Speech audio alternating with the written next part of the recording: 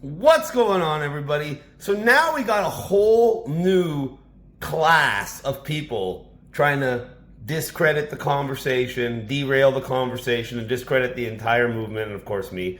So now I'm controlled opposition, and I'm a secret government agent because I won't push the idea that viruses don't exist.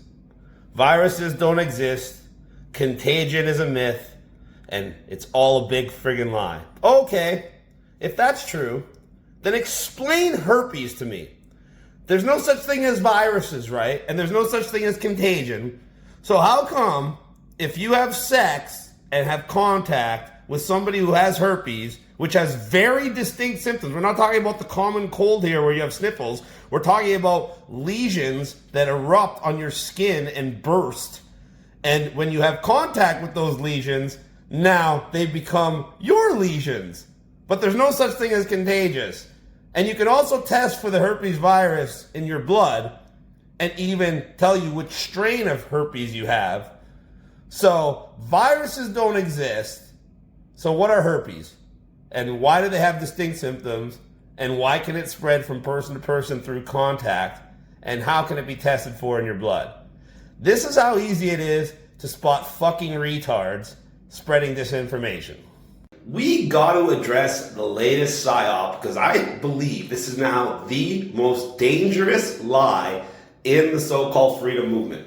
And it's funny because the exact same profiles, you could look on my Twitter, and all the same profiles that are pushing COVID measures, that are pushing Israeli genocide, now are pushing the idea that viruses don't exist and contagion is a myth. Isn't that funny? The same people telling you to wear a mask, same people telling you to obey all the lockdown restrictions, are now telling you that there's no such thing as a virus and contagion doesn't exist. So why are they pushing this psyop? Very simple. It's designed to destroy the freedom movement. How? Well, let's be real. Do you think that anybody who's worn a mask or taken a jab, aka the normies, aka 75% of the population, is going to believe that viruses don't exist when they're going and getting vaccinated to save themselves from a virus called COVID? Answer, obviously not. So the only people that would even entertain this idea are people in the freedom movement. Now, when you're in the freedom movement, they can call you anti-vaxxer, they can call you conspiracy theorist, they can call you all these wonderful things that don't really mean anything, unless you're saying stupid shit like there's no such thing as a virus. When you say that, and you're part of the freedom movement, now they can discredit you. Now they can discredit the freedom movement. That is why they're pushing this. And what is everybody doing? They all post the exact same YouTube videos or the exact same link that simply says everything they're saying. Viruses don't exist, contagion is a myth, but they can never explain anything. For instance, rabies is a virus. Rabies infects 59,000 people per year. 99% of rabies infections come from domestic dog bites.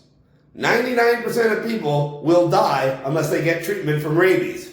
So all you fucking morons that pretend viruses don't exist and contagion is a myth, and even use Chat GPT to show pastors' experiments where he injected animals with rabid rabies tissue, and virtually 100% of the time that other animal got rabies. And if you get bit by a rabid animal, you will get rabies and you will die if you don't get treatment. Yet you're going to come here and tell me that viruses don't exist, contagion is a myth. All right, let's try that. I will put up $50,000 to anybody willing to sign a contract and allowing them to get bit or injected with the blood or saliva, of a rabid animal. Then we'll observe what happens.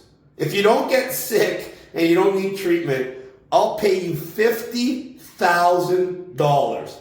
But if you get sick and you need treatment, now we're going to have a wonderfully documented case for the entire world to prove that not only do viruses exist, but they are also contagious.